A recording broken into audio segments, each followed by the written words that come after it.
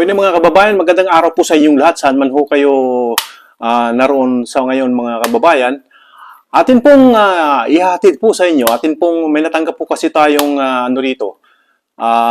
balita po. Ito po ay dahilan po doon sa yung kasong EJK ni dating Pangulong Duterte mga kababayan. Pinadalhan na po ng Committee of Dangerous Drugs, Public Order and Safety, Human Rights and Public Accounts, mga kababayan, si Honorable Rodrigo Roa Duterte, ang dating Pangulo pong si Roa Duterte, mga kababayan, ay pinadalhan na po ng imbitasyon ng grupong Quadcom. Mga tambalos-los na Quadcom, mga kababayan. Wala nang ginawa ko dyan sa Kongreso kundi magpapugi.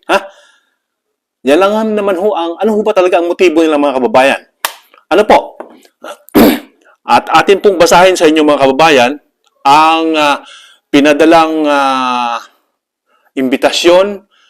Pakinggan po ninyo ito mga kababayan. Narito po, ibibigay po natin sa inyo. Dahil bukas na po, ay ewan natin dito kung matutuloy nga po ito mga kababayan, itong imbitasyon na ginawa nila o pinadala nila sa dating Pangulo mga kababayan. Babasahin ko po sa inyo mga kababayan, pakinggan ho ninyo ito.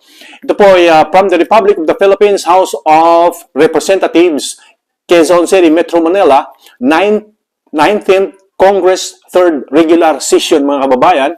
Committees and on Dangerous Drugs, Public Order and Safety, Human Rights and Public Accounts, Notice of Joint Committee Meeting, mga kababayan.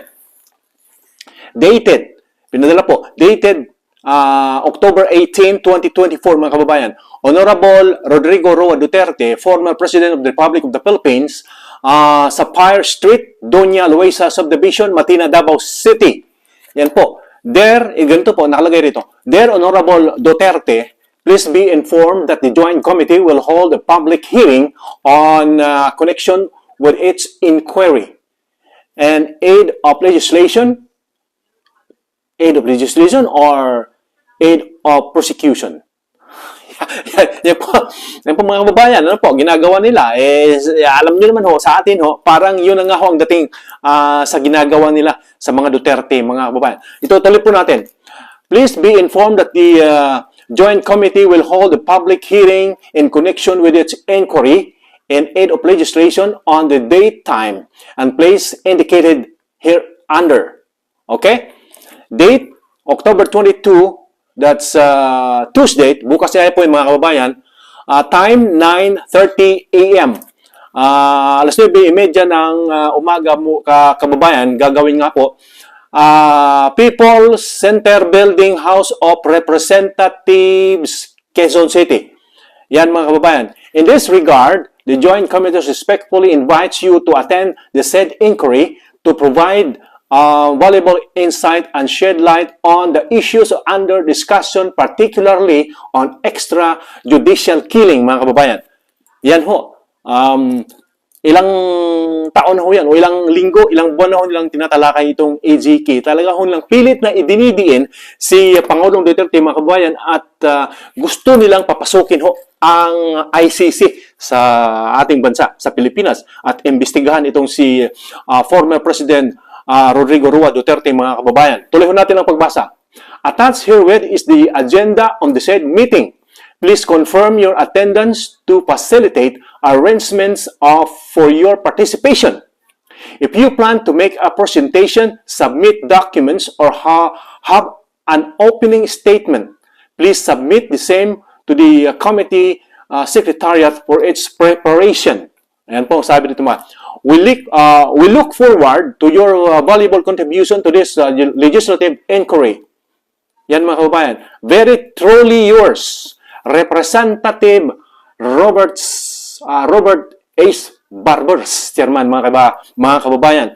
Si Robert Barbers po mga kababayan ay ang chairman ho dito sa itong gagawin nga ho nilang paggisa o pag-imbestiga kay dating Pangulong Roa Rodrigo Duterte, mga kababayan. Committee on Dangerous Drugs, mga kababayan. At reaksyonan ho natin yan ang maiksi lamang. Ewan ho natin mga kababayan, ba't talagang pilit nilang idinidiin ho si Pangulong Duterte na talaga hong siya ho kumbaga talaga hong may extrajudicial killing ho doon sa war on drugs na kanya hong pinatutupad nung siya pa ho ang nakaupo na ating Pangulo, mga kababayan. Kung ating pong babalikan ho o yung mga pangyayari noon ho, yung si Pangulo Duterte pa ho ang nakaupo, mga kababayan, talaga hong tumino ang mga drug addict at saka mga drug lords. Talaga, hindi ho naman na ibig sabihin, mga kababayan, na nagsabi si Pangulong Duterte. Ang sinabi naman ho ng Pangulong Duterte, kapag or tugisin ho ninyo yung mga drug addicts, hulihin kung pwedeng hulihin. At kung nalagay sa alanganin ho ang ating mga kapulisan at mga kasundaluhan habang sila po ay inyong tinutugis at hinuhuli, kapag nakita ho ninyong kayo'y nagipit, mga kababayan, ang mga pulis ho ay nagipit. Pag nakita ho ninyo, patayin nyo na. Siyempre, ano pa ang gagawin ng mga kapulisan, mga kababayan, kung sila ho ay talagang nakita ho nilang ay talagang lumalaban? Karamihan naman ho mga ganyan, mga kababayan, kapag hinahabol o hinuhuli itong mga drug addict na to, talaga hong may dala-dala ho yung mga armas. Ang iba pa dyan, may mga kung talagang nakikipagsabayan ho yung mga yan dahil alam ho nilang talagang nalalagay ho sa alanganin ng mga itong hinuhuling mga drug addict na to. Kaya, syempre, ano ho ba ang gagawin ng mga otoridad, ng kapulisan? Siyempre, uunahan na ho. Hindi ho yung pag hinuhuli ka, yung pag hinahabol ka, titirahin mo. Hindi ho yung ganun. Kasi karamihan kasi sa mga ensaymada vloggers, itong mga ensaymada vloggers, mga kabayan, ay nagpapalabas ho ng mga fake news.